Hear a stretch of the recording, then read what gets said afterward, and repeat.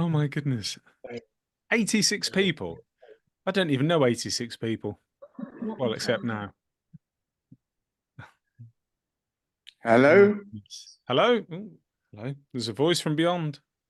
Yeah, if you look to your left, I've got the parrot on my shoulder. Oh, hello. Hello. That's Roy speaking. That's Roy, yes. I'm a friend of Carol's. Are you? Carol Padbury. Padbury. Yes. Hello, Roy. In fact, we both sat in circle with Leslie for years.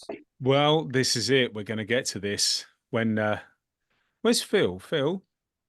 I can't see Phil. Where is he? Yeah. He was I'm here, Andrew. Oh, there he is. I'm definitely here. He vanished into the ether. I was like, no, don't leave me. Don't leave me. Right, Phil. So, look, people aren't here to listen to me. As much as that may be delightful, tonight is about... Andrew. Well, okay, well, yeah, then maybe they do want to listen to me a little bit. But no, this is all about you. And all about Leslie. And all about your recollections. So, shall I just hand it over to you and say... Yeah, you can do. Thanks very much. Now, should we make you speaker so people can see you more bigger? Yeah, I'm going to share my screen as well straight away. Oh, lovely. Oh, there you go. Oh, I've never seen him so big. Are you going to mute everybody apart from me? Yeah, I can do that. You'll need to unmute yourself. I'm now going to mute everyone. So you need to unmute.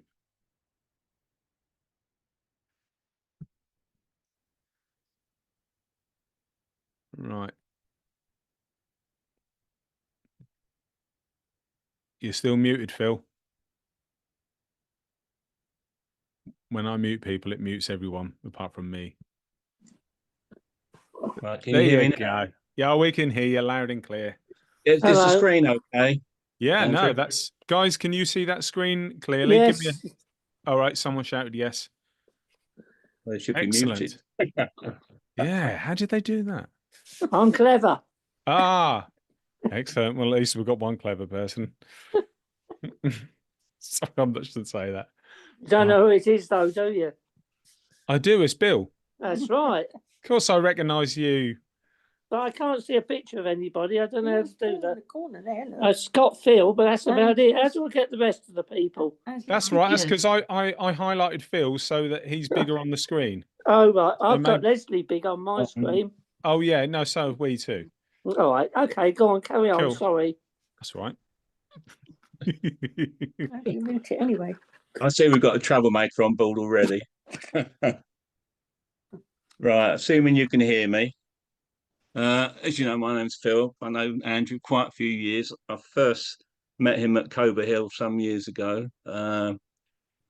And he obviously drew my attention because they had an evening where people could volunteer to do their own thing, like trance or clairvoyant dems. And Andrew was brave enough to go out there and do a trance demo.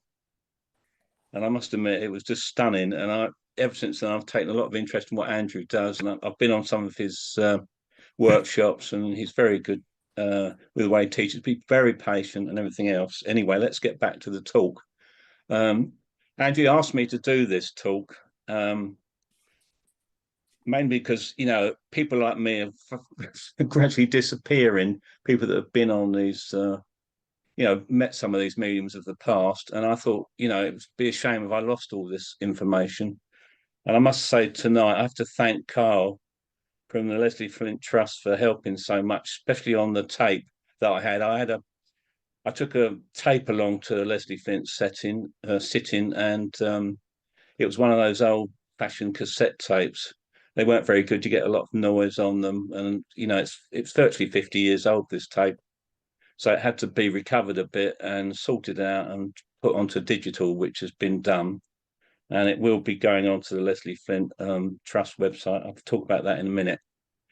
Now, my interest in this sort of mediumship was stemmed from, you know, I won't go into too much, but when I was growing up, I used to have a lot of phenomena take place in the flats where we lived. And I was always interested in spirit and that. My parents were C of E. They sent me off to Sunday school, doing Church of England type stuff, and but underlying it all, there was a sort of element of fascination with the idea of the spirit people and ghosts and all that sort of stuff. So that drew me in more than I wouldn't say I lost anybody that I really knew in the family that made me start to think about spiritualism and start getting involved more in spiritualism.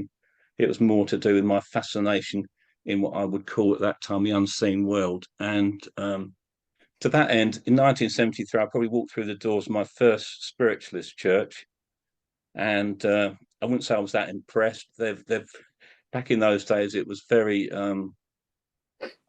well, it's orthodox sort of way of approaching spiritualism. I mean, I'd call it that. I mean, a lot of the hymns are very old hymns that quite often they were Christian based, and the services were quite solemn. Mediumship quite often formed a smaller element because they had a separate speaker instead of just a medium on the platform, and sometimes they spoke for quite a long time. And as an impatient young person, I used to sit there thinking, I wish this speaker would stop, especially after 30, 40 minutes. I wanted the demos. I wanted to see the evidence for this afterlife and the whole thing with spiritualism and the whole phenomena of spiritualism. And as we were going to the church, we met up with quite a few people, and there was a lovely family called the Webbs. There were Frank, Vi, and Wynne, and Frank and Wynne were married, and Vi was Wynne's mother, and they lived in masonettes, one above the other. Frank and Wynne on the ground floor, and Vi on the top floor. And they invited us to join their circle, and it was a physical circle, which obviously was the thing I was really more interested in than anything else, is the phenomena of spiritualism. And so we decided, me and my ex decided to join, and we sat with them for quite a number of months, and I think it was about 18 months in two separate occasions. It might have been more. It's so long ago I can barely remember, but I do remember Frank's. He was a lovely, very sincere, compassionate man, and they went to a Leslie Flint sitting, and when he came back, he was so full of it. He said, "Why didn't I go to one?" So I thought, well, that'd be interesting, a good opportunity. I mean, back in those days, I was 24 years old when I went to this sitting. I was a very different person. I had shoulder length hair. I was a bit of a hippie, bit of a renegade, and I was quite different in my outlook. You've got to remember, it was the early days of me getting involved in this sort of thing. So I was still looking for the evidence of spiritualism. And so we went along to the séance, as you can see, on the 3rd of November, 1975, with Leslie Flint. And now I'm going to work my way through the slides, and we eventually hear clips from the séance. So there's a little bit of background on Leslie. He was born in Hackney, London, United Kingdom, on the 21st of January, 1911. He died 16th of April, 1994. And he was very famous by the time we went there as a direct voice medium. And basically, the way that the voices occurred around Leslie is he didn't use any paraphernalia in these circles like trumpets or anything like that. It was purely him sitting in total darkness, and these voices would appear. It was something that he also developed. I mean, he obviously had some voices, things like that, but to do regular sittings for people, and also in larger premises, halls and everything, he had to develop it to that level because to guarantee results. This is the book that is the main thing you need to read if you're interested in Leslie. It's available on the Leslie Flint Trust website through Carl, and also on eBay. And I think it's a very good book to get hold of if you can. It's a fascinating read of the story of Leslie Flint, right from childhood on through his adult life. And it's just fascinating, really. It's well worth having a look. So make a note of that. Voices in the Dark. I'll give you a moment to make a note of that if you want. And this is the website with all the information. I said Carl Jackson Barnes is a trustee, I think it's called, on that for the Leslie Flint Trust. And he's done an enormous work bringing all the material that Leslie left onto the website, making it freely available to people. I think at the moment there's been an issue with the sound clips from various seances, but they're working towards fixing that. But you can go on there and you find out lots more about Leslie Flint. So this talk really is about my experience on going to a Leslie Flint seance and what it's like really to go to something like that. This is a picture of Leslie, and his seances are mainly, if you know anything about ectoplasmic-based seances, where he sits in total darkness, and this substance extruded from the medium himself and the sitters are involved as well, produces this material that can be molded by the spirit people, and in this case, molded into a voice box to allow spirit people to come through in their own voices and talk. It's outside of the medium's body. That's the thing to remember. It's not Leslie talking in trance. It's voices, if you like, if they were occurring in total light, you know, they just seem like they're appearing out of thin air.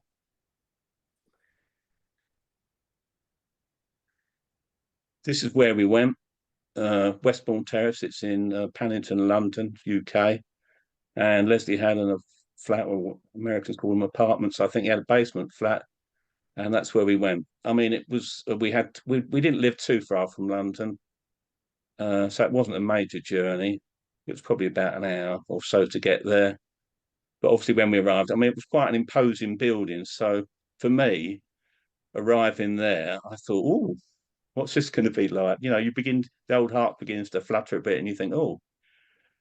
And I remember going with my circle friends. I think we met some of them there, and the others travelled with us. Certainly the Webb family did as well. I do remember, you know, obviously it's a long time ago. I remember walking up the steps. I remember there was various doorbells, obviously other people in different parts of the building. And Leslie had a very nice flat indeed.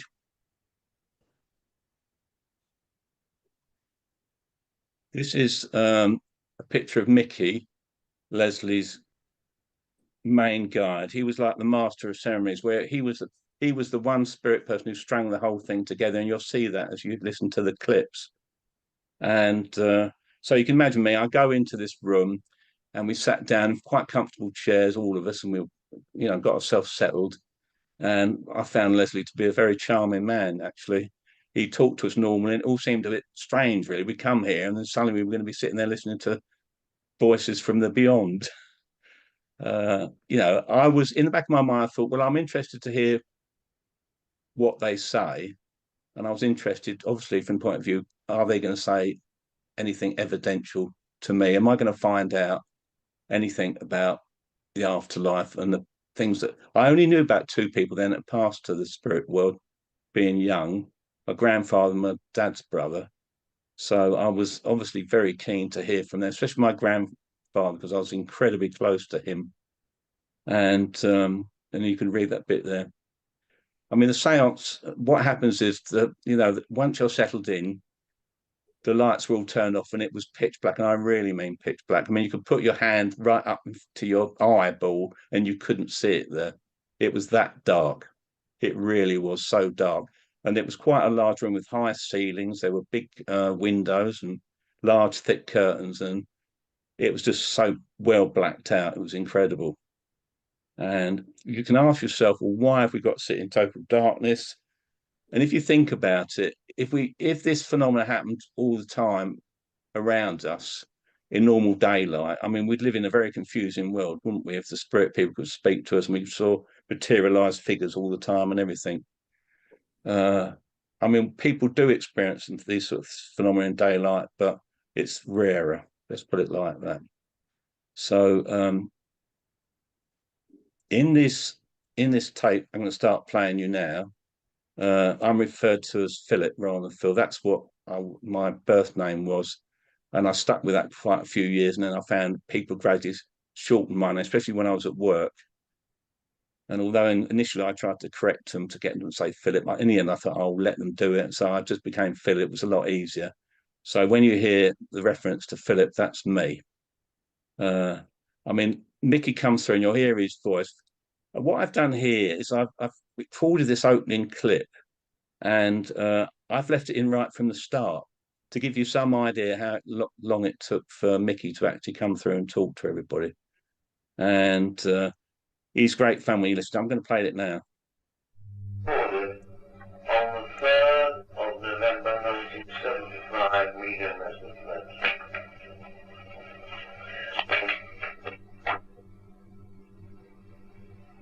Vicky? That's Leslie's voice.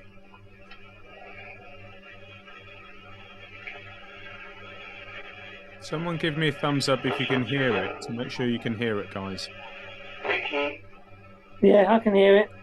Perfect, thank you.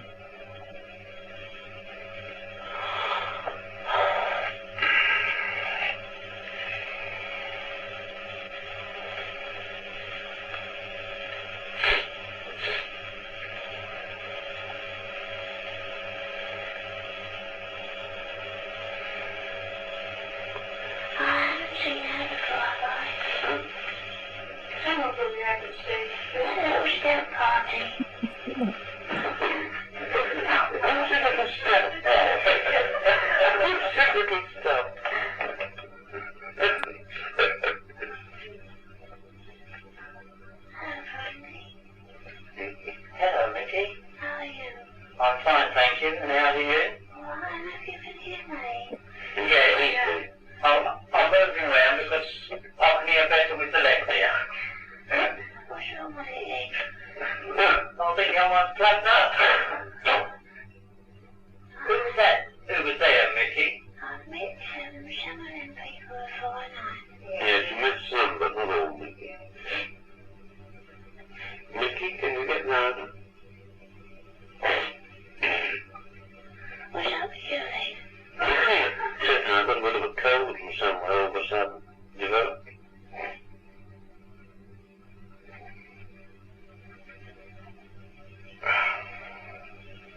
Who's that young fella? That's me, Philip.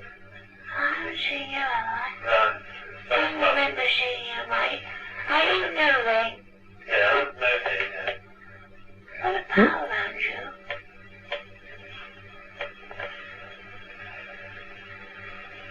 Hey, what did you say, mate? You're not windy, are you?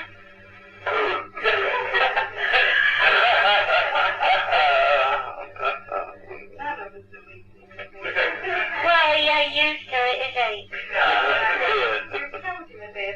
Yeah, but I suppose he thought you might be a bit sort of ghostly like. You're used to it, Shackles. Well, a bit, but it's strange hearing the voice like that. You'll get used to me, mate. You wait and see. I can't hear you now. How are you, boy? I'm good, thank you, Mickey. Well, that's what you say. How you funny you are. You reckon you're good, do you? I really feel good, Mickey. You try your best, do you? Yes, I do. I'll provocate you up, mate. That little fat woman. Oh, that's brilliant, Mickey. I can hear you. How are you, Joe?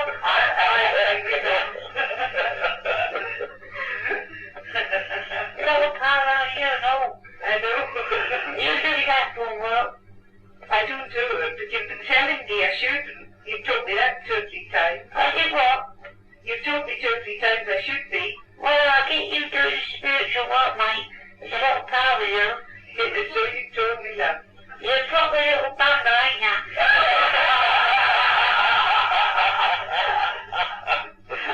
Oh, you are cute. I haven't seen that other brother. I think he's new, Mickey. I don't think he's been before. What about that for you? No. Mickey. Oh. Yeah.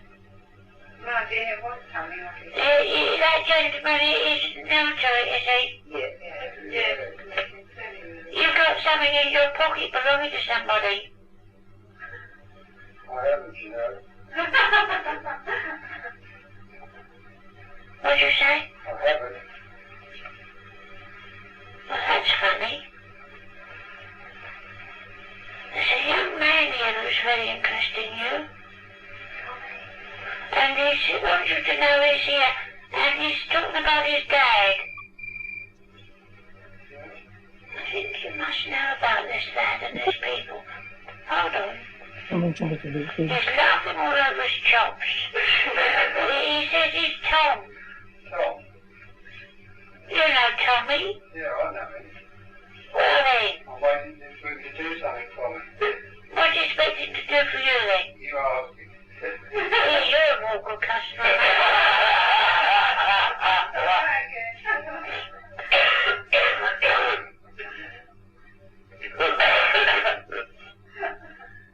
Have you got nothing? Yeah, so that was the introduction.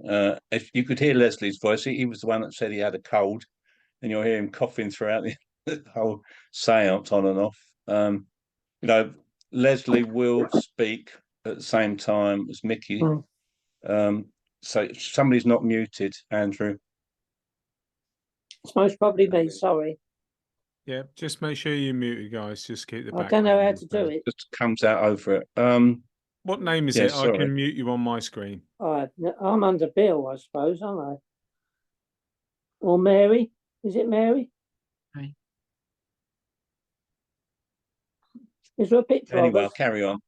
Sorry. I'll try and keep quiet. I love Zoom. So do I wish I understood it. We'll keep quiet anyway. Anyway, I'll carry on. Yeah, so you heard the opening there. I mean, basically, Mickey goes around all the sitters and introduces them with Leslie if necessary. And he also makes some cracks, jokes at people and everything else. I mean, what he says to me there, he says, "Are you windy?" Meaning you're scared to death of sitting in a séance. I wouldn't have gone that far, but I was. I mean, anybody would be a bit sort of wondering what it was going to be like. And this, now I'm going to continue with some of the other people that came through in the séance, and you'll hear Mickey talking at various times. You easily recognise his voice now, and then you'll hear various people come through. This one, that picture there is Leslie with have his mouth taped, because obviously an accusation has put him that it's ventriloquism and everything else. And Leslie submitted to a lot of tests over the years. Some of them were, you know, difficult ones, but physically to do. And I think eventually, after quite endless tests, I think he said enough was enough. So I mean, I think Carl would tell you more about that side of it. Anyway, this next piece is a circle helper, because there were various people that came into our circle to help in various ways. I mean, it was early days in the circle at that point, and the whole message throughout this sitting with Leslie was to keep going with the encouragement, and they were demonstrating that they were there, and they promised results in the end. And this is David speaking here. I'm just going to play this one.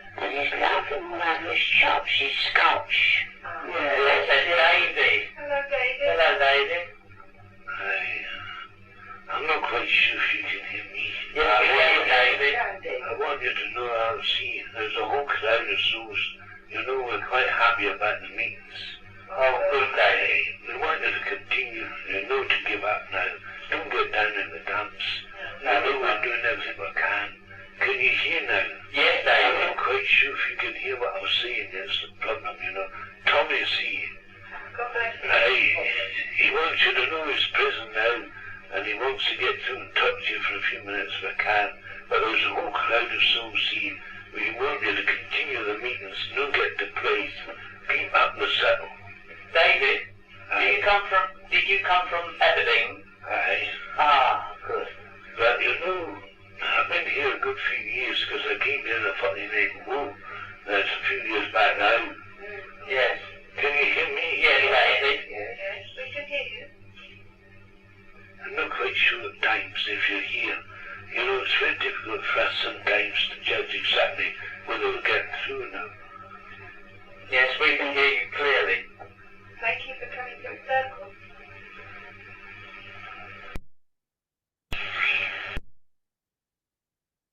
So that was David who came through then, and it's interesting, isn't it, the way they ask whether they can be heard. I think most of the spirit people that came through asked that question, apart from Mickey.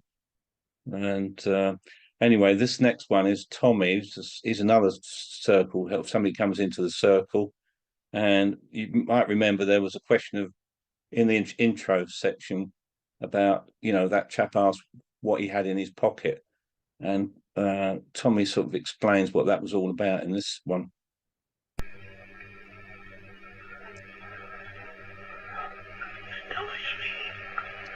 Hello, Tommy. Hello. Speak up, can you? Doing my best. Doing my best. Yes, we hear you. You come to the circle, Tommy? No, I do.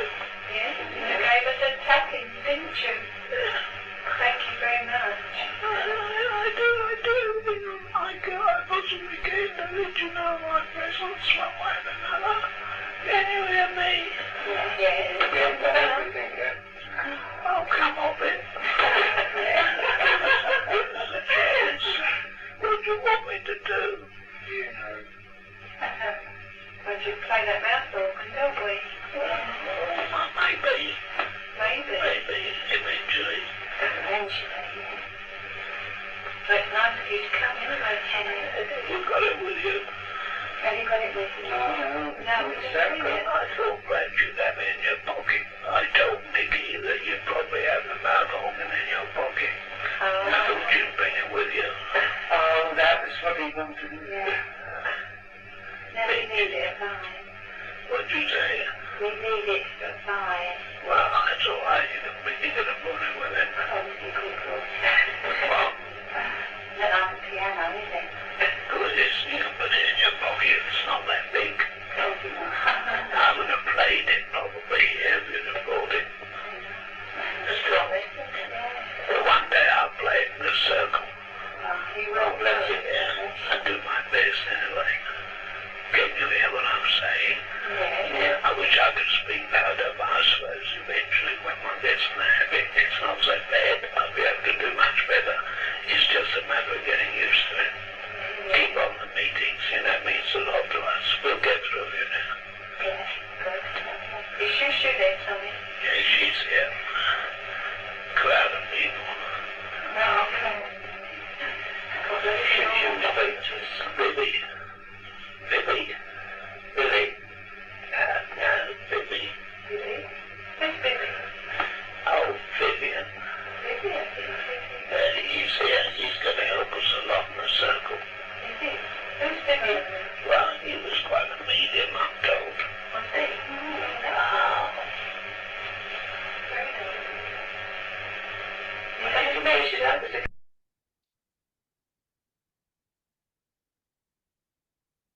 Yeah, so that's quite an interesting section. There's a reference to somebody called Vivian, who was quite a medium in his day.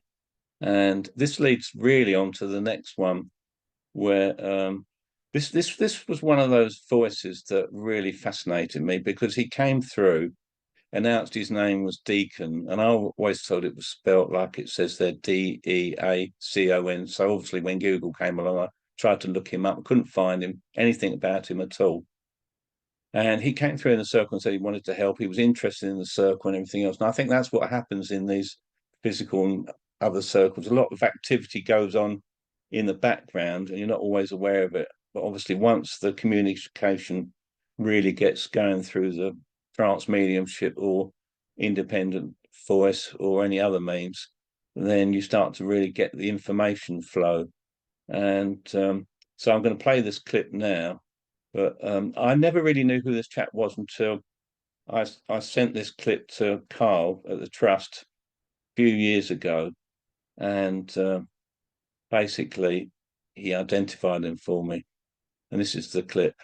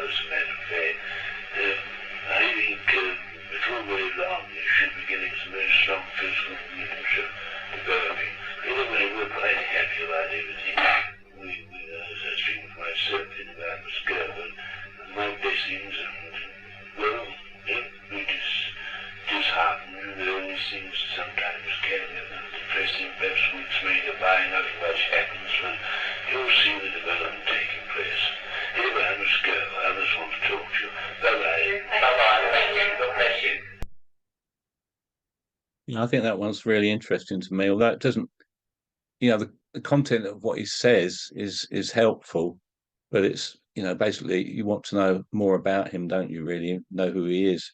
And this is where I go on to the next clip. It turns out it's Alfred Deakin.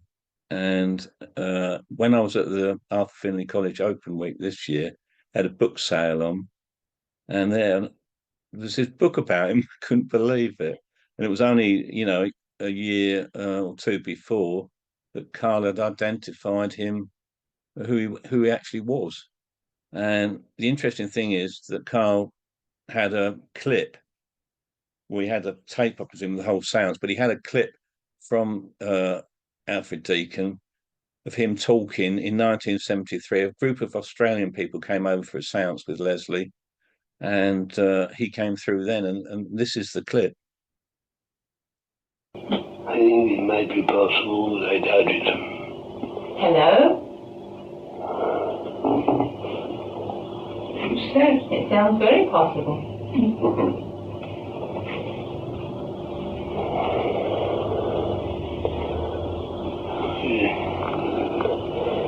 My name is Deakin. Your name is what? My name is Deakin. Deakin. Deakin. To whom do you want to speak? Yes. Do you know him? My name is Deakin. Yes. Yes. Alfred Deakin. My name is Deakin. Alfred Deakin. Yes, I want to speak to you. Thank But you. I'm not very good at it, I'm afraid. I suppose it's like so many things. When you're more familiar, I favor that you manage better. I'm trying desperately to speak a few words. I just wanted you to know I'm here and that I'm endeavoring to help you back home. Thank you very much, sir. So remember me to everyone there. Yes, I Tell will. them that I'm doing everything in my power to assist from this side. Thank you. I hope you have a good journey home. My blessings to everyone. Goodbye. Thank you, sir. Thank you very much, sir. Who's he? He was Alfred Deakin. He was the president of the Victorian Spiritualist Union in 1874. Oh. He was the Prime Minister of Australia. Good Lord. He had a very cultured sort Yes, of I heard voice. his voice before on Direct Voice. That was him. Really? Yes. Yes, it was marvellous. That is very, very evidential. Very evidential indeed. It's not every day of the week ex-Prime Minister of Australia comes through on a séance and speaks to your circle, is it? That's quite a thing. But that was the interesting thing is at the start of that clip he says, I think it might be possible, and that's almost the same words he says in the séance that I went to, and that was him coming through 2 years earlier in 1973. It just shows you there's a lot when you sit in these circles. I've just said there's a lot going on in the background, especially in physical circles. I'll carry on with a few more voices for you, different people. This is somebody called Gertrude. Now, Wynne referred to her a bit. I've left out this clip. Sister Gertrude, and she'd come through on previous sitting that Frank and Wynne and I had. I didn't go to that one, so they'd already spoken to her, and you'll notice her voice is a lot stronger, and that comes through most of these sittings with Leslie. When they first come through, they often struggle and sometimes they don't, they try to talk, they can't talk very well, and they give up. Other times they soldier on and the voice gradually gets stronger. But this one's quite clear. I do not know if you can hear me. Yes. My name is Gertrude. Bless you all. I've been standing here waiting for an opportunity just to come to say a few words. Well, there's no doubt about it. The power that is being generated and circulated is tremendous, and I'm sure that we shall have remarkable manifestations eventually. We're all working to that one end, you know. So, your young soul, can you hear me, sir? Yes. Mr. Philip, how are you? Not too bad, how are you? I expect you're very puzzled and rather bewildered by all this, and I can appreciate, of course, how you feel. It must seem very strange and very odd to you, and possibly because you're, as it were, on the very fringe. But nevertheless, I do hope that you will continue to delve a little deeper, and we hope maybe at some future time we may be able to use you, because strange as it may seem to you, there is tremendous activity around you, great power, and you could be a wonderful healer. I feel the activity sometimes it doesn't feel like anybody's around me. Well, it will come, given time and patience. Would you know any chance who Edith is? I'm referring to someone here, and her name is Chapman. She's given me her surname, which is Edith Chapman, and she wishes to be remembered, and she sends her love and blessings. She tells me, it's all right with her, she says that she was a nurse for many years in a hospital, and for some reason or other, she seems very drawn to Philip. You have no knowledge, of course, of this person, I appreciate that. No, I don't know the person. At the moment, I don't remember them. I'm sorry that I have to continue with this rather odd message, had any connections with Kentish Town? I used to live near there, yeah. Ah, well, this woman says that she lived at Kentish Town, and she was a nurse, and she knew your people when you were quite a small child. But did your people live near Kentish Town? Yes, they lived and worked in that sort of area of London. Well, this must be what it's all about. You wouldn't remember her, but she seems to know you. Would you, as a small child, were you ever in hospital? Yes, I was for a time, yes. Well, this is it. She seems to have taken such an interest in you, and I think she must have nursed you in this particular hospital when you were a small lad. And she's almost, as it were, acting as a foster mother. At least she seems to have taken such a keen interest in you, and she's extraordinary. She knows you, and she said, oh yes, she said, when he was a small child, I nursed him in hospital, and it was near Kentish Town. She keeps on about she lived in Kentish Town, and she was a nurse in a London hospital. Perhaps our mother would remember her more than me. Possibly. Possibly. I was in hospital for a time when I was very young. When you were about 5 or 6 or something like that? About 4 or 5. There's something of that sort. How interesting. I wonder if your mother will remember her. Anyway, whether she does or whether she does not, she wishes for you to know that she's very anxious to be of help, and she takes a great interest in you. It's most extraordinary. You ask her why she's interested in me? Oh, don't get worried about it. It's just another reaction. You know, sometimes some people who dedicated their lives to the service of others, such as a nurse, who may not, I gather she did not marry, drawn to certain children, perhaps. I think she must have had a fondness for children. I think she seems very interested in you.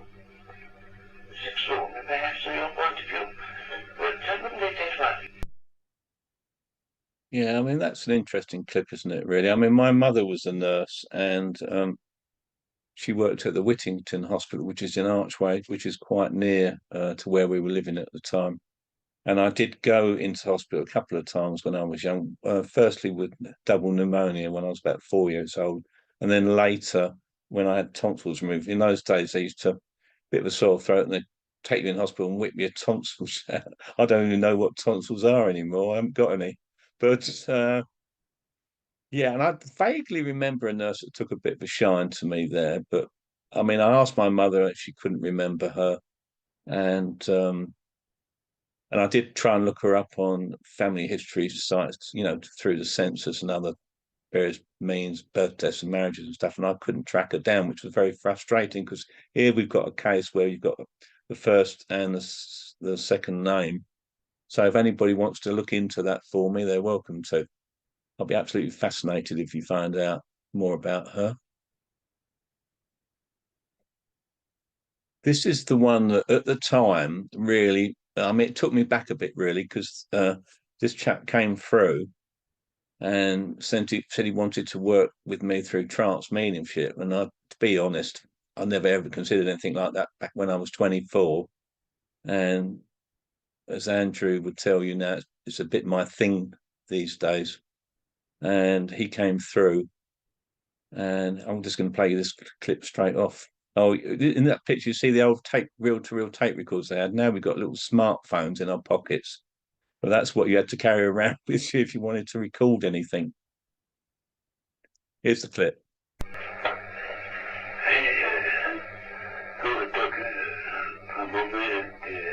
I'd like to speak to Philippe. I'd like to come and talk with you. I don't know if you hear me. No? Yes, I can hear you. That's speaking to me. I like it very much, you know, come and talk with you. I don't know if you understand, huh? Yes, I can hear you and understand, yes.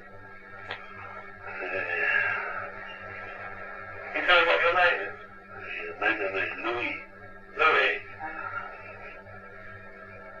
I like, come and talk with you because it is, I hope, one day I like for me to use you, to speak through you and help people, I've been here now a long time, I've been here. I come in here the war, I scared, huh? Which war was that? The last war. I was killed in Italy,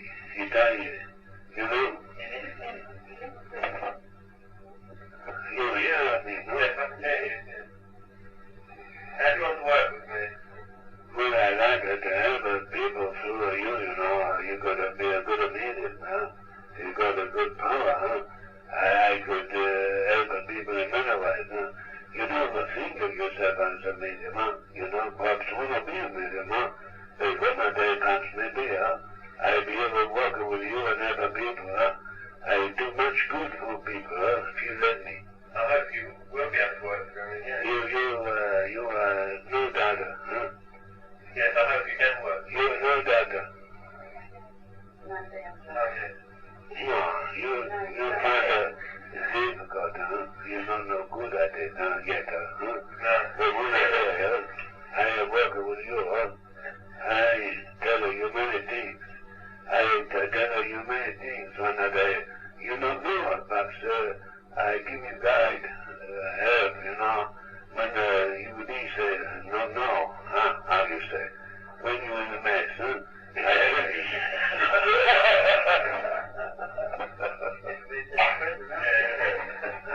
in the midst of lots of time. Yeah, but a lot of it is useful. Good experience, though. But you come out of a tunnel, huh? Yeah, that's an interesting clip there. He said that he helps me when I'm in a mess. Oh, I love that. And you're still not doing nothing with your trance, though, are you? Oh, don't tell me off, Andrew. What, you're still waiting, are you? I'm waiting, yeah. I'm waiting. Anyway. There's a good job Next that bloke's clip. dead, isn't it? I can tell you a bit more about it in the talk at the end of questions, if you like. Here we go with the next clip. Yeah, I mean, at this point in the seance, I'm thinking, well, I've got all these people I don't know, interested in me, etc. But there's no sign of, the two people I didn't know in the spirit world at that stage. I mean, now I know more people that are in the spirit world than are in the physical, I think. But back then, there was only a couple of people I knew. As I said, there, my grandfather and my dad's brother, Jack. I had a little story about Jack because when we lived in these police flats, now my dad was a policeman, we lived in these flats, and I used to get a lot of noises, especially from furniture and stuff like that in my room at night, and if I ever mentioned it to my mum, it was always like, oh, you're imagining stuff and everything else. But one of the things I didn't imagine was when my dad's brother tragically passed away from polio in Kenya. They started to get a lot of rapping in my parents' bedroom at night off this table. And initially it was just like taps and a bit like the Hydesville thing. And then it developed on from there. And then even when they turned the light on, it was still going, whereas previously it stopped. And my only knowledge of all this, because I was quite young then, was that this table mysteriously appeared in my bedroom. And I remember it was a hideous sort of big brown walnut sort of table. And I remember querying at the time, why on earth this table had been put in my room? And it was only years later when I found out that my dad was working shifts and everything. He didn't want to be woken up by it. So that's the story around Jack. And the thing was with it in the end, I mean, obviously later, after I was told the story, I decided it must have been Jack trying to come through to, say he was survived. And the interesting thing, that whole episode culminated in my mother seeing the materialised form of him in the room one day. So this is the bit where I sort of think, oh, I wonder if anybody else is there for me. Anybody else there for us? Peter? Oh, so many people. My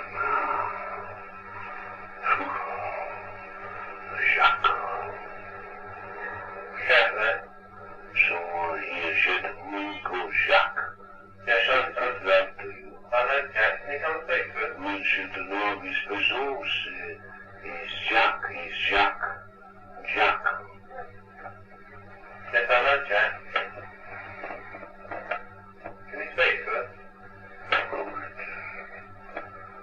You wanna me to finish? I go, I will dirty goodbye.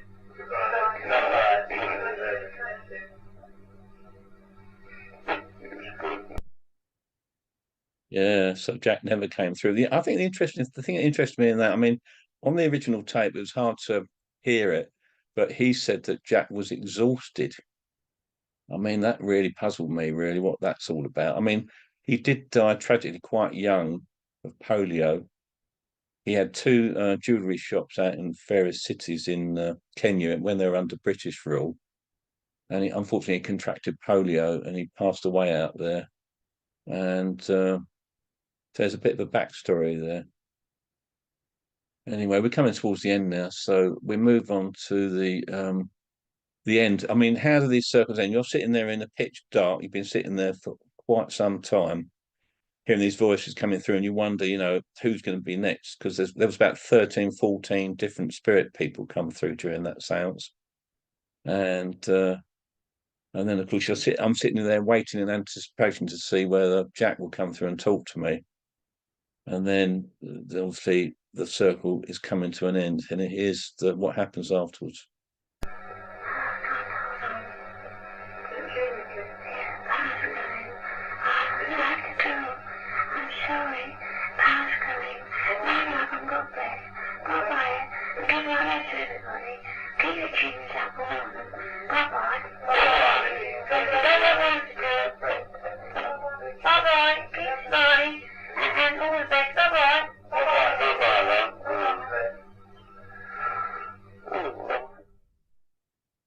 That's it. Comes to quite a quick close. You know, there was a little bit of a discussion between us all in the dark, and then the lights gradually turned back on. Because obviously you've been sitting in total darkness, and if the lights suddenly come on, you know, it's really overwhelming. So it's a gradual thing. I can't remember where there was some sort of dimmer switch. I think he put on a table lamp or something to start with, something like that. Anyway, that's the end of the clips that I'm going to share with you today. There's just one more thing. Any questions? And I'll just point out about the Leslie Flint Trust, because obviously there's lots of things you would probably like to know about this sort of form of mediumship, and Leslie Flint himself. And I wouldn't say I'm an expert on it. I went to Leslie Flint Seance. I've read his book. I've read quite a bit about him. I've listened to other sound clips of various people coming through. Some of these quite famous people, and they're fascinating to listen to. So I thoroughly recommend going to the leslieflint.com, and I'd recommend getting the book. So I'm going to stop sharing now, Andrew, if that's all right. Okay, mate. Here I am, back again. Okay. So I'll just sort the view out so I can kind of see everyone. Let's put it on gallery. Okay, so if anyone's got a question for Phil, why don't you use the raise hand emoji like so, or just wave your hand furiously and use this opportunity to speak to a man that sat there. And yeah, so it's over to you guys.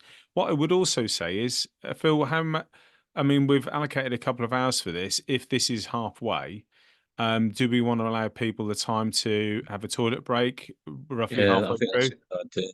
That's brilliant. Well, you can do that now for 5 minutes. Yeah, okay. So I'll pause the recording. For God's sake, remind me to press record again. All right, I'll pause recording. So if anyone wants to take a restroom break, now's the time. There you go. Just record my ugly face. Here he is. Let me see. Here's Phil. I'm back again. I'm here as well. Jackie. Jackie. Yeah, Jackie. Jackie. Excellent. Who's wishing they had to watch Strictly instead? Right. Did someone say yes? Right. I think it's dear. wonderful. So how do you want to run this, Phil? Do you just want to take any question from anyone that has a Yeah. question? Or, and also, I will right, add a bit of sorry, I will add a bit of a postscript onto it. yep, cool. A year or so ago, a friend of ours, Debbie West, she runs Hertford Spiritualist Church. I was speaking to her about Leslie Flint. I did a couple of talks in local churches about him. And she said she went to a sitting with him in the 1980s. And she had a tape. I thought, oh, I said, I'd love to hear that tape. So I had the tape and I listened to it. And when I was listening to it, I thought, I recognise that voice on there. And it was Frank's voice from the circle that I used to sit in. And he carried on going to quite a few more sit-ins. And Debbie's tape was very interesting, really. Yeah, I mean, that's another story altogether. Wow. And I guess there are some other people here that have sat with Leslie. So, Phil, do you have any? Do you have time for anyone else to sort of share a recollection if they wish to? I think that'll be interesting. I mean, I did speak to Carl about it, and he estimated that between 8,000 and 9,000 sit-ins Leslie held over the years. Wow. I mean, it's a huge amount of sit-ins, isn't it? Oh, and absolutely.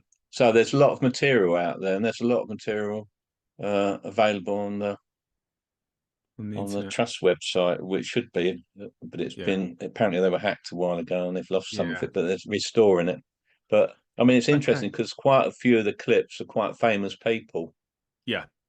You know, you're not talking about. Is he recording it again? Oh, yeah, he is. Yeah. And yeah, they're quite famous people, and it's very fascinating to hear their voices and what they've got to say. Right. So if you have sat with Leslie and you want to share a recollection, do you want to raise your hand so that I know to go to you? Because there's 3 screens and I can't see all 3 screens worth of people at the same time. So, oh, hello. There was a hand went up, and then Diane, you had your hand up, but also Roy. Do you want to unmute yourself, Roy? Because I can't do it for you. And do you want to share whatever your recollection is? So I'll just give yourself a moment just to unmute.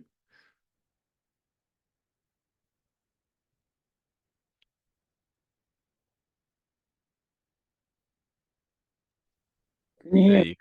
Yeah. Ah, right. Okay. All right.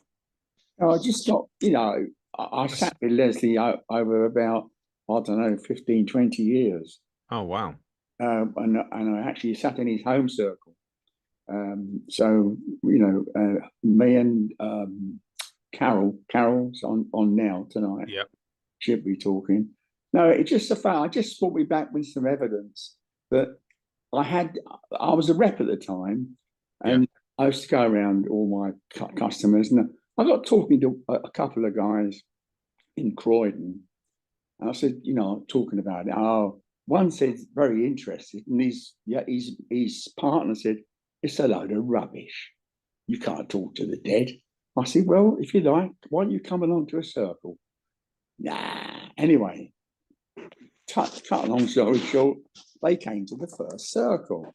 This first circle, we sat in Paddington, and as luck would have it, it was a dud. We sat there for about 15 minutes, and Leslie said, I'm sorry, but it's not on today. And because the lights went on, and we went back. On the way back, Bill said, I told you it was a load of, I won't say with the word he said it, but can guess. Load of absolute rubbish, he said. I said, but look, he's honest enough to tell you it wasn't coming through. Anyway, a month later, I was talking to Leslie, and we arranged another séance. So I said to Bill and I can't think of the other guy's name now, it's such a long time ago. Anyway, I said to them about it, and I said we convinced him in the end to come along again. So we sat in the circle in Paddington, and they came to Bill. Mm-hmm. And he said, well, because he was quite flustered. I said, look, we're telling you now, I had a chat with him, but there's someone in your office that's not acting right. He's stealing money from you. He said, what? I can't believe that. Anyway, cut a long story short, he went back to the office and found out there one of their employees was in a very trusted position. They'd been milking them for years. And he No. got rid of him.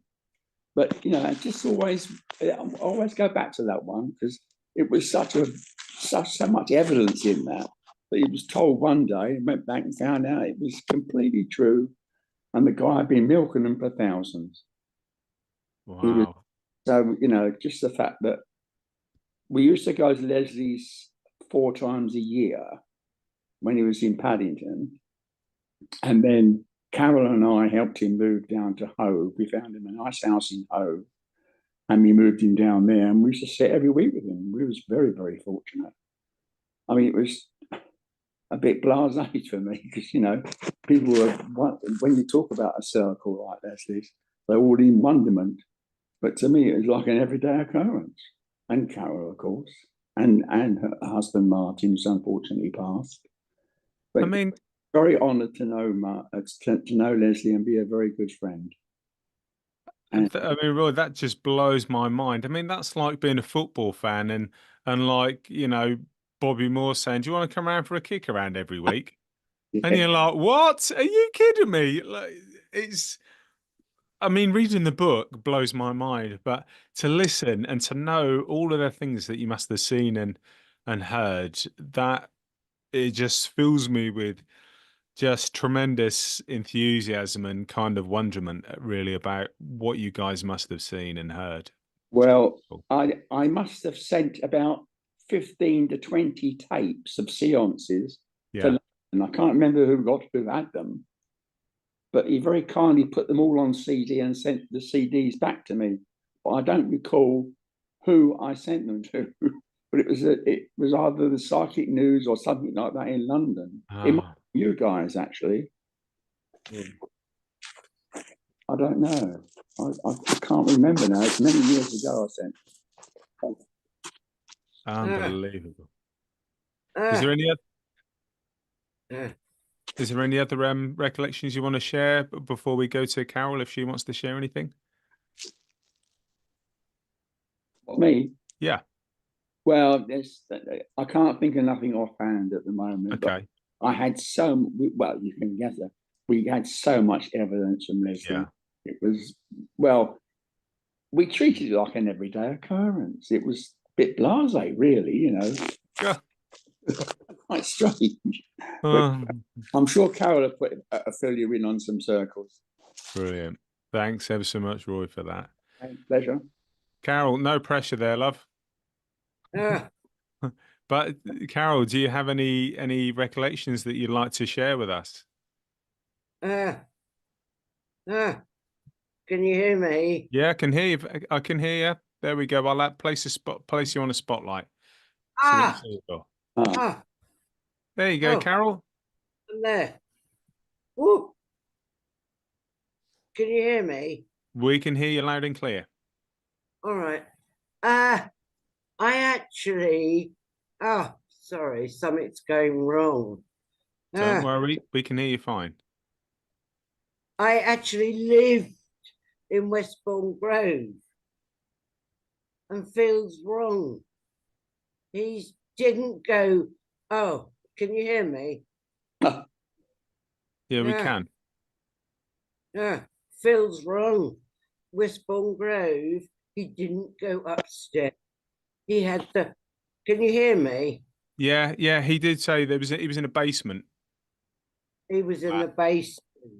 Yeah. And his circle room, can you see me? Yeah, we can see you. I mean, the picture's not great, but that doesn't matter, to be fair. We can hear you fine, Carol. Hold on. I don't know what's going on. No, Leslie lived in the basement and he had a beautiful flat downstairs. Look, can you see me? Carol. Yes. Well, I can't see. Yeah, we can see you, Carol, but the picture's stopping and starting, but we can hear you absolutely fine, my love.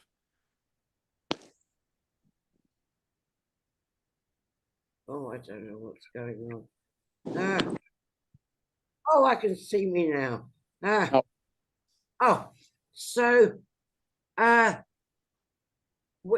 Leslie used to have a circle in the old, it was the, oh, what do you call it?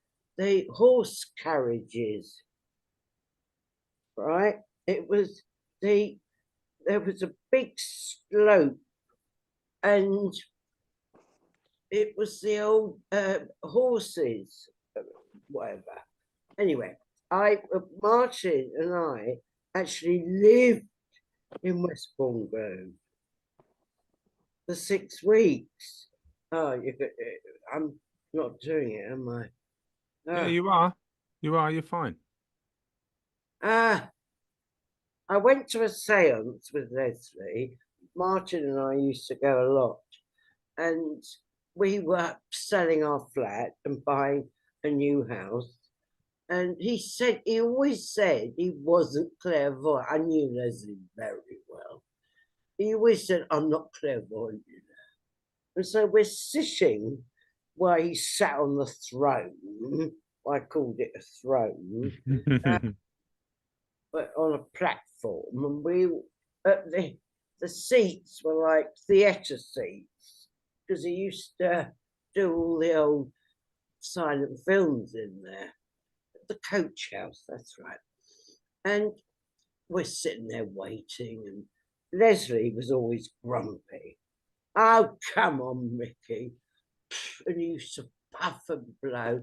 Oh, come on, lovey.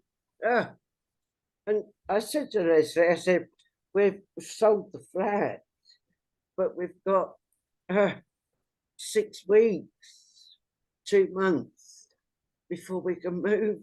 I said, I don't know what I'm going to do. He said, and he said to me before that, he said, it's not going to happen. I said, don't tell me that, Leslie. It's not good, the timing. He said, I'm sorry, Lappy. You'll have to come and live here. So what he did, he said to me, get all your furniture. He had 2 basements underneath him, a huge house. And we took all our furniture, and he gave us the first floor flat for nothing. And can you hear me? Yes, Carol. Yeah, we can hear you. I can't hear myself. And so we moved in, we put all our furniture in, and we moved in to the first floor flat. Leslie and Bram were underneath, and it was amazing. But what was incredible, I was in the theatre, I'm an actress, I was in the theatre, and Martin was in the flat on his own, I was in the theatre, and he suddenly, along this corridor, heard these footsteps, and it frightened the shit out of him. A monk walked down, and Martin, and he disappeared. And Martin said to Leslie the next day, Leslie, I saw a monk walk down the corridor.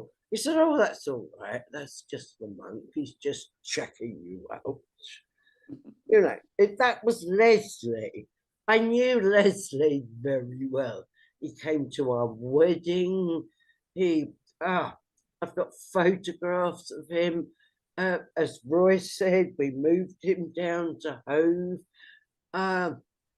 He was the most, Phil, I'm sorry, you didn't do him justice, because you really didn't know him.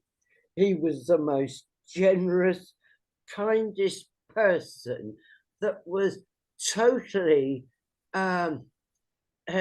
into the proper spiritualism and the ethics of it.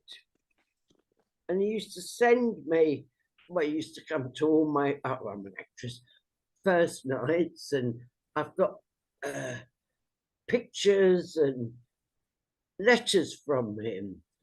And he was passionate about the ethics of spiritualism and the good for everybody.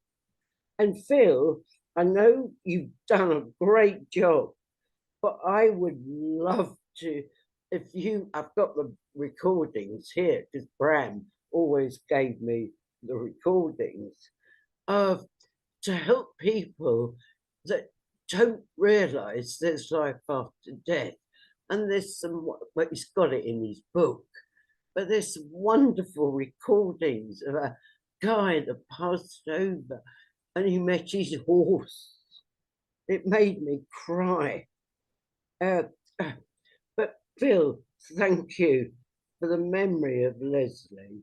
He was the most generous, gorgeous person ever. I'm sorry, but I lived with him. I even went down with Roy to the house in Hove, and I used to go down every so often and help Bram with the garden. But he was so generous. And I never forget one time, it's too personal. I was in dire need.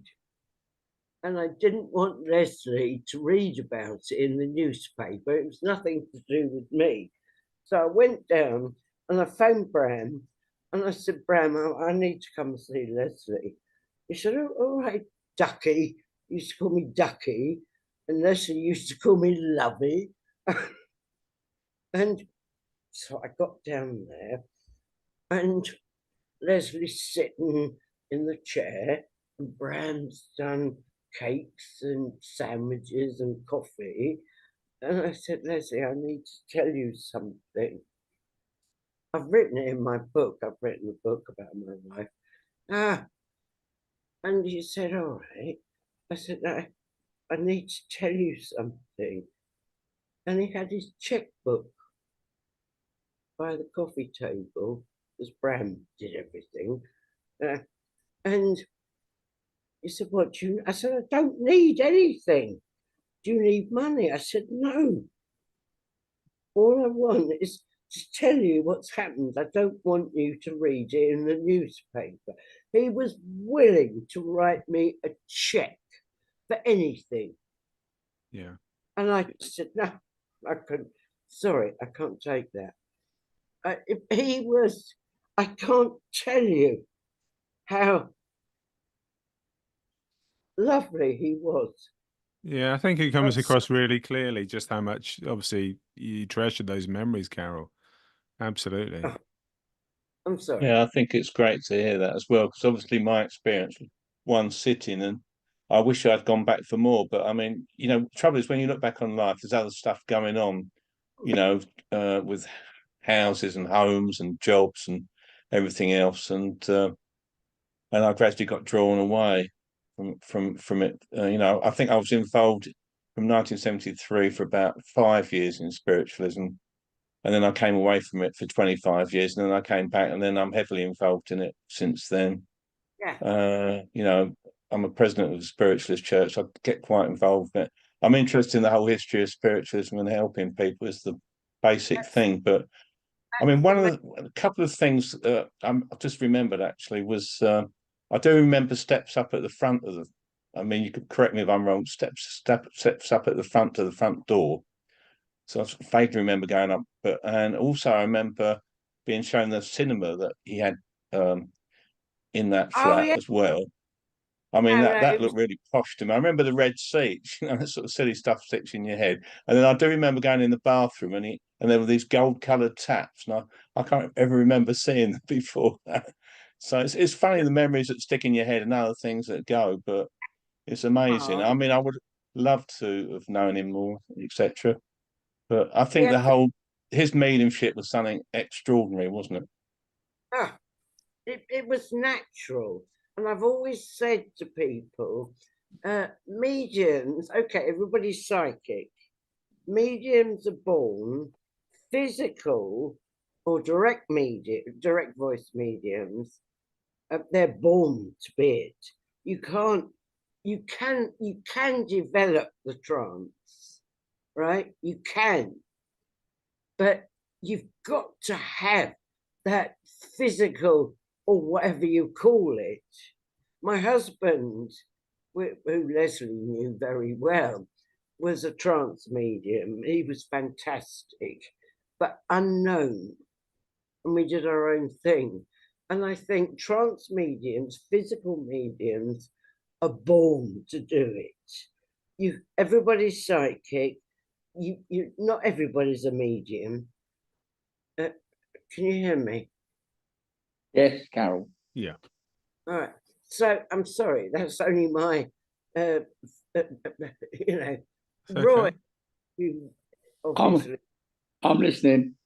Oh, well, you know what Martin's trance was. I felt very honoured and to know you and Martin and Leslie. I can't, as I said before, we used to treat it like it was an everyday occurrence sitting with Leslie. We didn't know what we had. Exactly. We didn't know what we had. I tell you what, we were sitting in circle with Lucia, right? Very quick. Yeah, very well. Chloe and Peter said, "Oh, let's. Why don't we get Leslie? He'd retired." And I was nominated because I'm the gobby one, right? And I was nominated. You do it. So I went down to Leslie, and Bram gave me sandwiches and tea. And I said, "Leslie, Chloe, Peter, Roy and Lucia and me and Martin, why don't we do," he retired, a home circle here in Hove. And he had the perfect place. There was a loft up the top, right, of the house. You nearly broke your legs getting up there. Yeah. Perfect, wasn't it, Roy?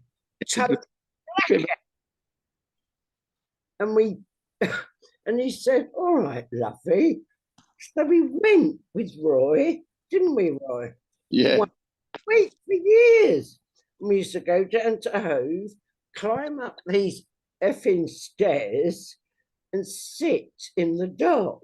Bram never sat, did he, Roy? He never sat. No. Bram always used to put, well, we didn't have a recorder then, but Bram in the stable, your room, used to put the recorder on, reel to reel, would you believe?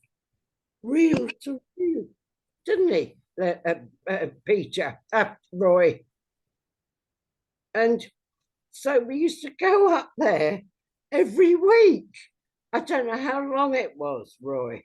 It was about 3 years before, and then, of course, Bram died, and that stopped it. Yeah. We didn't do it anymore. We didn't sit with Leslie anymore after Bramwell died. I remember it was 3 years, Roy. We went down to Hove every week, didn't we? I remember now, that's a long time ago. Going up those stairs. Yeah. What Leslie obviously was a physical medium, right? Can you see me? We can see it. I'm just mindful of the time, Carol. And other people want to ask a question. So thanks ever so much. I don't mean to be rude. I just want to give anyone a fair chance. So thank you. Thank you. Bye. Thanks, Carol. Bless you. See you, Carol. Hayley, do you want to unmute yourself, love? I've just got a couple of observations.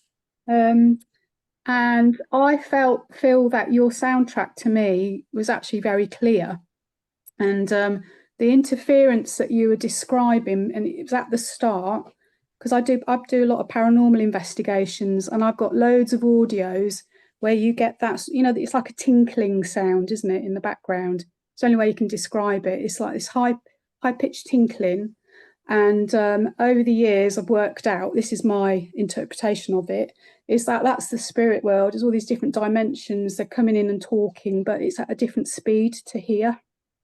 So you're getting this rush of energy coming in at the start as they come round close, because they're just as interested in what we're doing as we are in what they are doing, particularly in a seance situation.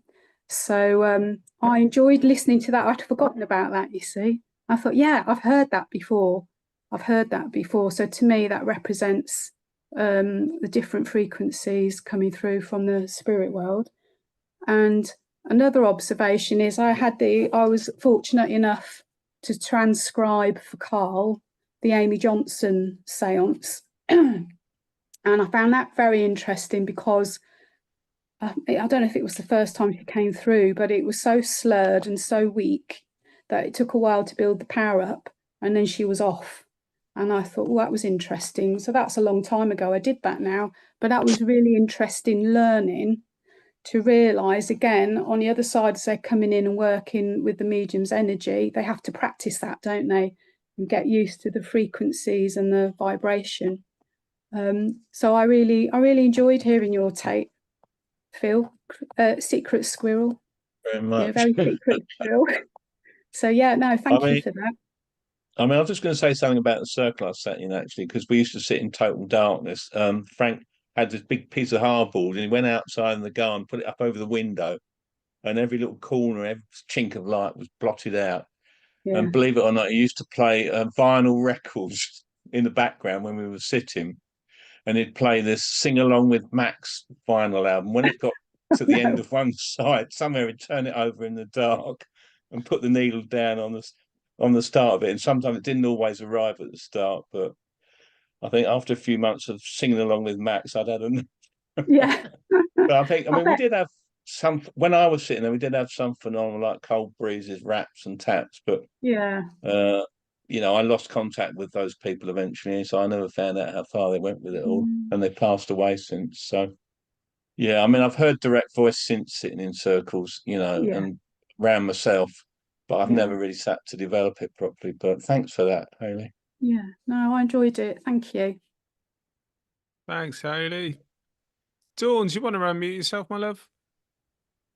Yeah, thank you, Andy, for putting this on. This has been absolutely fascinating, and I feel thank you so much for, you know, your recollections and stuff. It was fascinating, and I've listened to a lot of the Leslie Flint stuff on YouTube, and it is absolutely mind-blowing. So to actually hear first-hand account stuff is amazing. And I was thinking during the break, I was just kind of thinking, you know, what question would I want to ask? And what came to me to ask was about the preparations that Leslie took, and maybe Roy can sort of elaborate as well. But I'm just interested because I've only ever been to a couple of seances myself, and I'm just interested in, you know, because they make you, the ones I went to made you take jewelry off and stuff, and no crystals in the pockets, and you just alluded to the Sing Along with Max song there, and I just wondered, because some people, I've sat in a seance where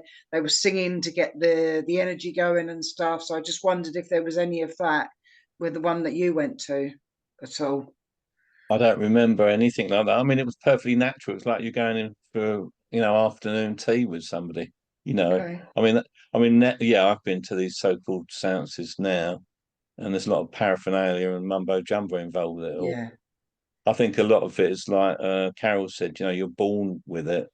Yeah. I think the thing is to remember, even with Maurice Barbanel's his trance speaking with Silver Birch, that was developed as well. So basically, you're starting off on a good base, and you're building upon it. I mean, because to do sit-ins, you know, to the public, it's all right. Can do it in your friendly home circle, but to sit with people that might be antagonistic to you or anything else, you know, it's not the same energy level. 100%. To still be able to, yeah, I think I that's must it. It's just getting the say right as well, combination. When you get the right combination of people together in a circle, the results can be mind-blowing. I mean, there's no reason why people can't sit for this sort of thing now, but it's just patience. I mean, if you sit in a pitch black room, you've just done a whole day's work, you're tired, you got home, you snatched a quick meal, you go off to your circle, you sit in a blacked out room, you can't see a thing for about an hour and a half or 2 hours. You know, week in, week out, you've got to have that level of dedication and patience. And it's not easy for a lot of people to do that. Yeah. The energy was very strong. There was times when you were talking and I can't remember which bit it was now, whether it was one of the recordings we were listening to, or when you were talking. But I was sitting there, and I, you know, I could feel my team coming in very close, and you know, there was a lot of energy coming in. But I just wanted to say thank you, and I was just curious about those preparations. But lovely to see you. Thank you. And you. Thanks so much, Bless, Dawn. thank you. Helena, did you want to unmute yourself and just mention your question? What's happened to Helena? Sorry, I just unmuted myself. Thanks, Okay. Andy. I'm just querying, does anyone know actually who transcribed the original messages for Leslie? Because obviously I've been doing a lot of history research in regards to Leslie Flint, as you know, Phil. Leslie Flint made his debut in Rochester Square Spiritualist Temple when Joseph Benjamin took sick. I was just wondering, because I've been doing research on his guide, and I've actually found his guide, but his surname is slightly different. The age, what he did, where he died, all fits. It's just that little barrier of the start. So I was just wondering, in regards to, is there a possibility there might have been a bit of a, would you say, a transcribe error? No. In regards to Whitehead instead of Whitefield? Because Whitefield can be found. And his age. No. No? I'm not sure. I can answer that one. Roy might be able to. I'm just curious, because obviously I said, because we've got a link with the church, with Leslie, starting off there. I think Carol's trying to answer. I think. Sorry. Possibly. Apologies. Can I? Oh, please. Can I? Yeah, go on, Carol. All Leslie's tapes were transcribed by Gwen Vaughan. Okay. Right? She lived in West London, well, Westbourne, wherever, near Leslie. I've got photographs of her, and can you hear me? Yes, clearly. Right. Gwen was devoted to Leslie. And I've got Christmas party photographs of Gwen, right? Dear lady. And Gwen used to go back to her house near Marble Arch and transcribe them all. Okay. She did all that, Gwen. I'm sorry. I'm a bit passionate about this. It's bringing back so many. We all are. Right. So Gwen Vaughan transcribed all Leslie's tapes, transferred them. Well, Bran used to record them on a reel-to-reel. And then he used to, he would say we'd like a copy, and then he'd put it on a little cassette.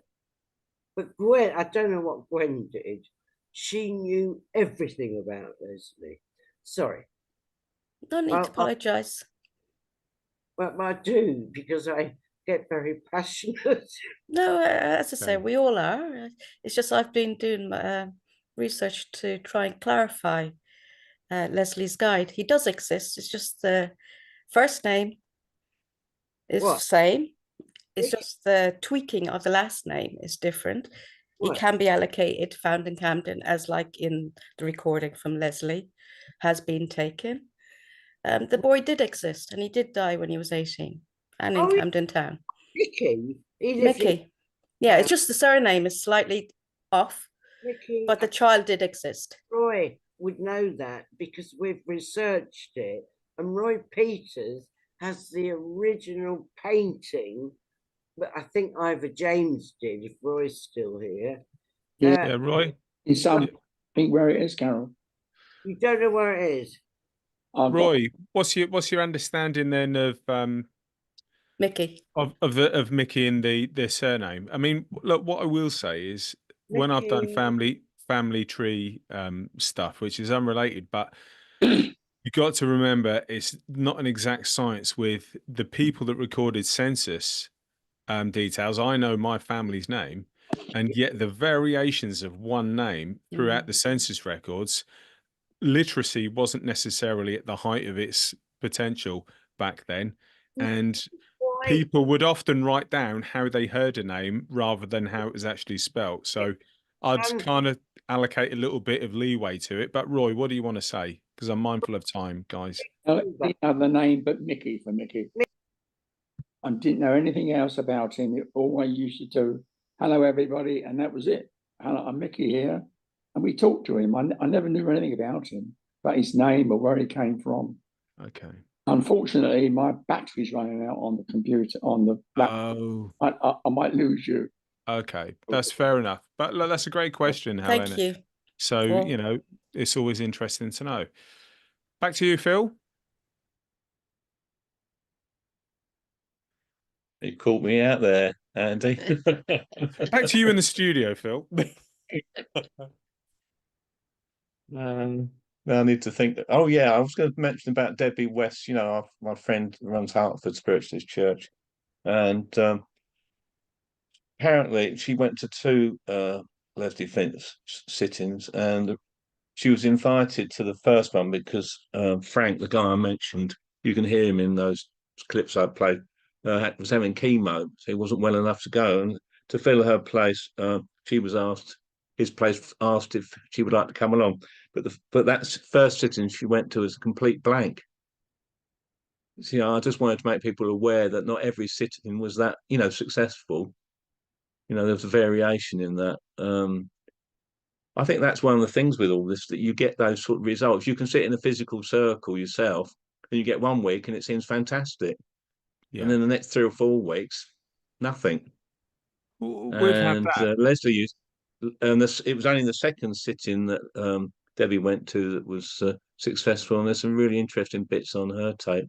And I hope Carl gets to get them on the website soon. I think that's the great thing, though, that he was honest enough to say, look, guys, tonight we've fired a blank. And that's, nobody came through, Andy. That's what you have to do, though, isn't it? But it's a sign of the integrity, isn't it? That someone would say, look, despite how far you've traveled, despite the money, and I know he would return the fees because he talks about it in his book. But despite all of that, he has the understanding, the awareness of himself to say, this hasn't worked tonight. And we just go away because we understand that we're working with something very subtle. So I think that's great. There's another thing that came out when I listened to those recordings. You know, sometimes I feel, I know this might seem a bit odd, but sometimes I feel the spirit people hold things back from you. You know, the way they always say you've got to make your own decisions in life, and it's, you know, do you know what I mean? And that sometimes maybe things that they could reveal to you are too life-changing, you know, at that moment in time in your life. And so it's almost, you know, if they revealed it to you, it would be interfering. So in other words, if somebody had come through that had been incredibly evidential to me then, you know, it might have changed the course of my life in a way that, do you know what I mean? It's hard to explain it, but no, it makes perfect sense though. It's almost in holding back. Sometimes I feel that things are held back. That's what it is from the spirit messages and everything. Because you know, they're not telling you where to walk. They're just saying that wherever you decide to walk, we'll be with you. Yeah, but what they can tell you can influence what you do, can't they? Big time. So this is why I reckon they would walk with you and come hell or high water, whatever decision you make, whether you decide to go left or right, that's your choice. But whichever direction you choose, they'll still be with you. And so it's like your spirit influences seemed to me quite clear 50 years ago, Phil, that they wanted you to develop physical and trance. But you decided to follow whatever path you felt was right for you. And so there was a divergence of the paths. They gave you the information, but it was up to you what you did with it, and you did something different to what they said. But that's not to say your path was wrong. So no, and the fascinating thing about it is when I came back to it all, the reason why we came back to it all, Jackie and I had met up with each other, and we started getting phenomena in the house, and when we were outside, And it's just so bizarre. And the things that were happening were just so bizarre. Things were being thrown off the shelves in front of us in supermarkets and other places, and in the house, all sorts of weird stuff. You could say it was a poltergeist phenomena if you want to, but then a lot of spiritualist phenomena goes back to that period. It's almost Phil, sorry, Carol, it's like they were trying to get your attention. Yeah. Almost. Something very quickly. Please. Please. Can you hear me? Yeah. Go ahead, Carol, you're okay. Very quickly, and I will go because I'm a gob. My husband was a medium, right? And he was going on platform, and can you hear me? Yeah. Right. This is very relevant to what you're saying. And my husband was obsessed by getting a new car. So he drove up north to get a new car. And he thought, oh, spirit will work with me. And he didn't prepare himself. And he got the new car, went back to the spiritualist church because he did churches. And he thought, oh, they'll be all right. Didn't prepare himself. And he got on platform, got nothing. Nothing. And he stood there. Can you hear me? And he stood there and he got nothing. And he thought, fuck, what am I going to do? And so he just said, I'm sorry, folks, I have nothing. He used to see lights on people's heads and give them messages. Got nothing. And he thought, oh, God. Thank you. I'm so sorry. I've got nothing. I'll just talk. And then suddenly they came in, gave him a message. It gave him the biggest wake-up call going. Yeah. You can't do it without them, and they can't do it without. That's exactly it. Yeah, I agree with that. I mean, it is I think that's one of the issues, that people don't listen to the spirit. The spirit people should be teaching people, and not necessarily tutors at the Arthur Findlay College. Contentious subject there, quick. I know, but I've got to someone be just honest threw a with hand you. grenade in the room and closed the door. Boom. But look, it is what it is. We learn from the mistakes as much as the successes, don't we? But Phil, oh, sorry, Carol, you're muted. I don't know if you needed to say anything else. Phil, what else do you want to share, my friend? And also, do you want to mention anything about the silver birch stuff as well? Yeah, somebody put a question on there about when I came back to it, I think 2003, 2002. Yeah. And then I was reluctant to go back to spiritualist churches because I think what would happen in the back of my mind. I ended up going on committees and getting involved. And now I quite enjoy doing talks about related subjects, because I'm very much against the idea of pigeonholing spiritualism and saying this is what it is. It's got to fit in this box. Because having had these discussion groups and talked about various subjects, it's incredible the experiences that people have in life. Things you could just possibly write off, or you can say, well, I don't believe that ever happened to them. Stuff like that. These things do happen. People have these paranormal experiences and all sorts of related things they experience. They see stuff that aren't meant to exist and all sorts of things. So I think we should take that into account as well, because it's the only way we can get a bigger understanding of our place, what we're doing here, what the universe is all fundamentally about. I think that's a really good point. And there's one experience that I want to share that makes me feel that the validity of the spirit world or life after death isn't about evidence in my mind. All right. So just before COVID started, I had the chance to go to Sardinia, and we were sitting with a guy from America called Warfield Moose, and he's from the Lakota tribe. And he performs a ceremony called a Yuwipi ceremony, and he happened to be with one of the hosts or the people who organised it was Kai Mugi. Anyway, Kai was there as kind of like a guest, and he wasn't doing his stuff. But what happened within this seance, we were in the top of this very big building, and it was a huge like attic room, so very easy to black out, and it was obviously held at night time. So anyway, we went to this seance room, and there was about, I must say, about 40 plus people, and you would all walk in, and everything was ceremonial. So when you walked into the room, you had to walk to the left, and you would not walk past other people. The people would form basically a massive ring all the way around the room, and then eventually the last person was near the door. And lots of Lakota healing songs were sang by Warfield's friends and his family that had come over from America too. And so there is all of this stuff happening. And it was the most wonderful experience, about 3 hours. Then there was a point at which they have a blanket called a star blanket. And it's a sacred part of the ceremony. And he invited about 12 people to sit under this star blanket, and then he started off what would become like the phenomena. So I'm sitting under this star blanket, and there's these other people, and he does these prayers in Lakota, and he's doing this, and there was a gourd rattle. So a gourd is a fruit, isn't it? It's like a fruit or a vegetable. Anyway, this gourd rattle had been made and brought over from the States, and it was hollow, and it had a stick just like a normal rattle.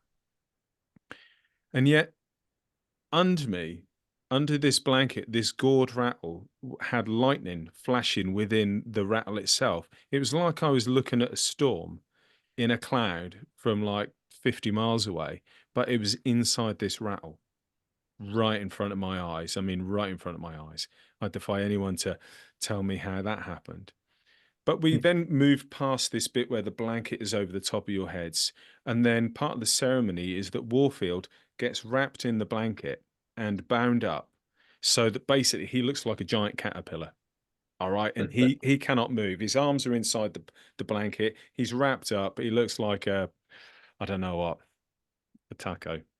So there's part of this ceremony was where he spoke to us, and he would say that one of his grandmothers that was in spirit was going to come and do some doctoring. And so that is their way of saying healing. So we're sitting, the backs to the wall, and you can't move. People are squashed in like sardines. And there's this rattle comes over again. This time the lightning's not happening it. And then there's this Lakota woman's voice is like whispering, and she's doing like healing prayers right in front of me. And then this gourd rattle is tapping me on the head, not on the forehead. It's just doing this. It's tapping, and I can hear this Lakota conversation happening right in front of me. Now, you couldn't get cigarette paper between people, and so there is no way anyone could be walking around that room and whispering to me. And it wasn't really pitch black. There was enough light to be able to see something. And that wasn't even the most amazing bit. There was then this section, this occasion where I heard this phenomenally loud wing beats of a bird. And it was obviously a massive bird. I mean, it really, I don't want to do an impression of a bird, but you get the feeling. Think about the most huge eagle you can possibly imagine, and think about it flapping slowly its wings.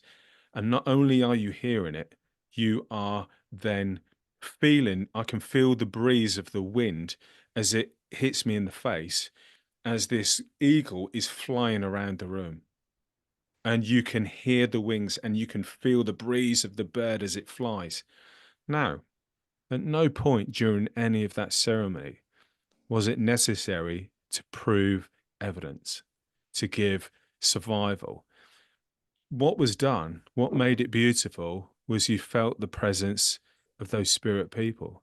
You felt the love that was being shared in the healing experience that was going on. And that was really what moved me.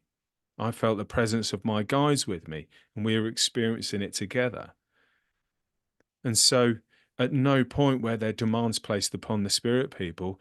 but it was an act of love. It was an act of healing, and everyone coming together contributed to the same cause. And that is what truly made it the most memorable experience of anything I've seen, including sitting in seances. That will live with me longer. And so I kind of go against the people that say you have to prove everything. And I go, well, I have to prove nothing to you. But if you're experiencing the love and the real presence of spirit, that is the proof that you need. If you're not feeling the presence of spirit in your seance room, I would question whether they were there. Because sure as eggs are eggs, all of you have a heart. All of you know how to feel emotion. And if spirit are there, you'll feel them. I'm going on a rant, but I'll shut up now. But that is the truth as I see it. Phil, Well, over to you. well said, Andy. Well said. I mean, I've been running a drumming and Native American flute circle for nearly 10 years, and the energy that builds up in there, I mean, it's not really anything to do with spiritualism, really, but we've had phenomena take place, you know, within the circle and everything. Absolutely.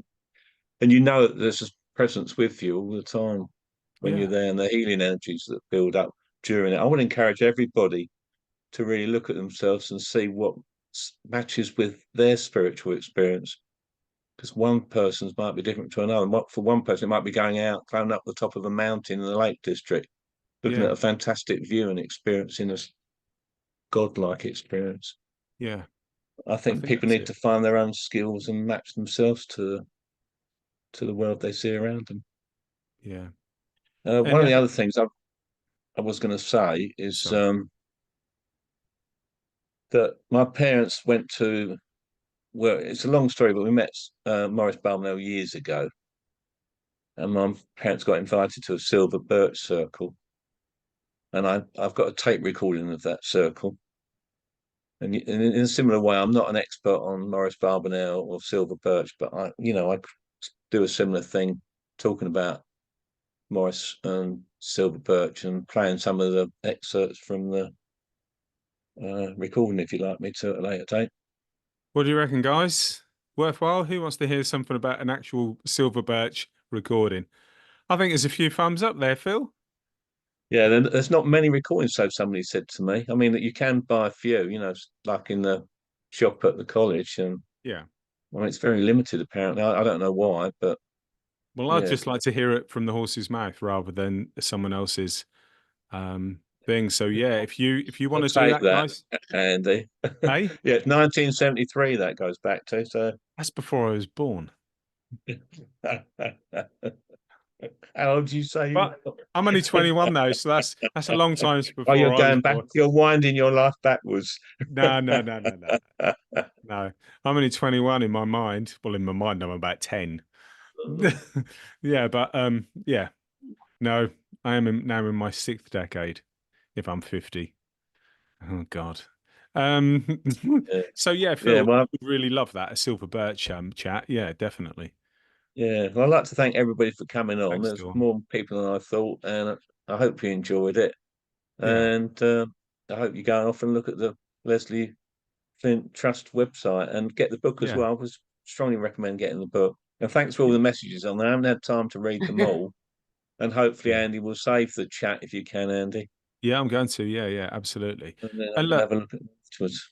So firstly, massive thanks to Phil. It was great to meet him and Jackie, you know, near where I live a few weeks back. And then to spend time, there's Jackie, bless her heart. Love Jackie. But it's just wonderful to hear from someone that was there. And thank you to Carol and thank you to Roy and anyone else that shared in some sort of way. It is nice to think about people like that as the pioneers, but that doesn't preclude you from making the same sort of difference in whatever way you connect to spirit. So who cares whether you're 50, 70, 80, you can still make a difference by connecting with love. And I think really that's all we need to do. So at some point we will organize a silver birch chat with Phil, and that'd be amazing. I'll really look forward to that. But for now, for those of you that have attended, I really appreciate it. If you're watching this as a recording, then thank you for watching the recording. Feel free to reach out to Phil. All right. So he's on Faceache. We call it Faceache because that's really what it is, isn't it? So you can get contact him on Faceache and reach him there, or you can follow me on my mediumship page if you want to know when I actually do anything. And yeah, thank you for all attending. Absolutely loved it. So it's nice to see so many. Thank you very much. You're welcome. Absolute pleasure. And for those of you that are in anywhere remotely near America or even the UK, in May next year, I'll be in Massachusetts running an experimental trance and transfiguration / physical week with Jan Higgins, and she's going to be doing experimental aura clearance therapy. So if you are in the vicinity of Massachusetts, we will be there next May. Or if you want to do trance or physical in April, I'm also running a retreat in North Wales. I think pretty much I've got one space left, maybe two. But yeah, so I am weird, but I embrace it fully. And if you feel you're weird enough to join me, then feel free. But I won't blame you if you didn't quite. You don't quite get my weird. That you are weird. I am weird, but I always have been. Like I try to hide it, but you know how it is. It always gets out in the end. You take care, a lot of you. Take care. I really appreciate thanks it. to Carol and Roy. Thank you, Carol. Thank you, Roy. Bye-bye. Cheers, me old dears. Chin chin. See you Chin tomorrow. chin and toodle pip. Yes, crikey, yeah, I'm teaching tomorrow. Blimey, I forgot about that. Yeah, see you tomorrow. See you tomorrow. More trance. Cool. Yeah. It'd really? be nice if you could save the chat though, because there's loads of stuff on here. And I can't seem to save it at my end. Then I can have a look through. If not, you'll have to copy it all out. Oh my giddy aunt. Right, let me see if there's a way of me doing that now. There must be some way. Oh, Jackie, there probably is. Oh, hello. Yes, no, I think when it records, I do get the chat. Oh dear, that's good. Anyway, I'm going to say cheerio now, but hope to catch up with you soon, Andy. Phil, it's been a pleasure. Jackie, thank you for being his glamorous assistant, my love. Oh. Yeah, he's like... You're just trying to charm her, aren't you? Charmer. What do you mean trying? I am. Yeah, go on. Phil, it's been a real pleasure. Catch you later, mate. Yeah, see you. Bye. See you later. Take care. Bye now. Bye, everybody. Bye. Bye. Bye.